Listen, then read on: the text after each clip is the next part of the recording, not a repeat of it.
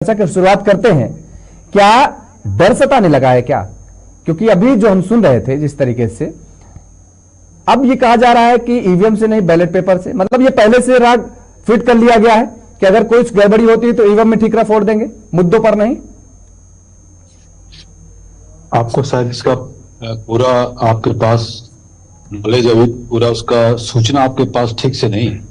Congress party और विपक्ष की जो पार्टियां हैं लगातार हमारे जनरल सेक्रेटरी जयराम रमेश, हमारे जनरल सेक्रेटरी जितने भी पार्टी ऑर्गेनाइजेशन हैं, वो लोग बार बार इलेक्शन कमीशन के पास गए और अपॉइंटमेंट टाइम मांगा, लेकिन इलेक्शन कमीशन ने कभी भी समय नहीं दिया।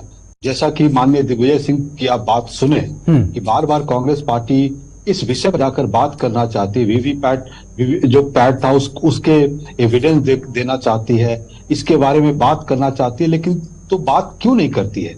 अगर कोई प्रॉब्लम नहीं है, अगर सब कुछ ठीक है, तो ये तो हमारा राइट है ना, ये तो राइट है। हम तो लोग के रिप्रेजेंटेटिव हैं। अगर लोग के रिप्रेजेंटेटिव, ये आपका राइट है, ये आपका, ज्योति जी, ये आपका राइट है, बिल्कुल राइट है। लेकिन अगर आपको पूर्ण रूप से विश्वास नहीं है ईवीएम में, तो आप इतने दलों के साथ इंडिया गठबंधन में हैं, आप एक साथ मिलकर के बहिष्कार कर दीजिए चुनाव का कि नहीं साहब, जब तक हमारी बात नहीं सुनी जाएगी हम चुनाव में प्रतिभाग नहीं करेंगे। तो आपको फिर से हमको ये बोलना पड़ रहा है जो मुझे बोलना नहीं चाहिए।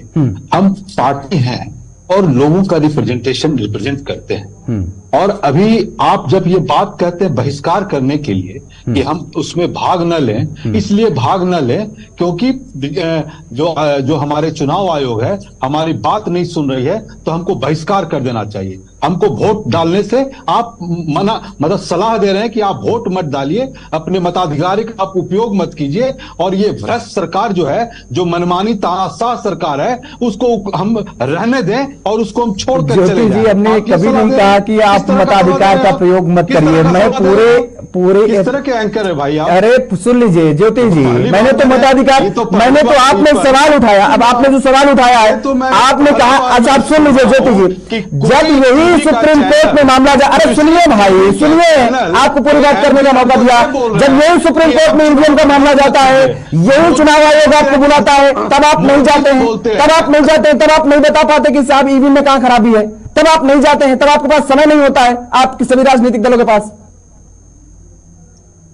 मोदी जी पूरा तंत्र को लगाए हुए हैं, सबको इनकरेज करना चाहते हैं। विपक्ष की पार्टियां भी सबको इनकरेज कर रही है, मुद्दों को बताकर कि आप अपना मताधिकार अपने दिमाग से कीजिए इस बार, और आप कह रहे हैं कि आप बायकॉट कर दीजिए। ये किस तरह के चौथे स्तंभ के आप पत्रकार हैं भाई?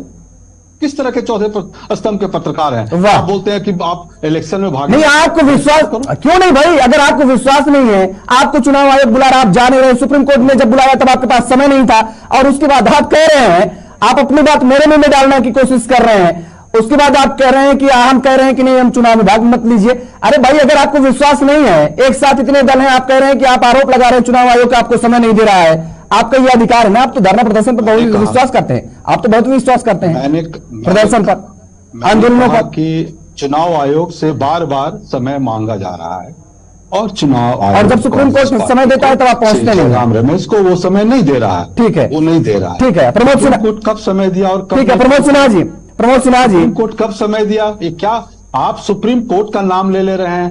अरे आप कैसे कर रहे हैं? आप प्रमोद सिन्हा जी सुप्रीम कोर्ट का नाम ले रहे हैं, हमको बुला रहे, हम नहीं जा रहे हैं। ठीक है, अभी आ रहे हैं, बता रहे हैं प्रमोद सिन्हा।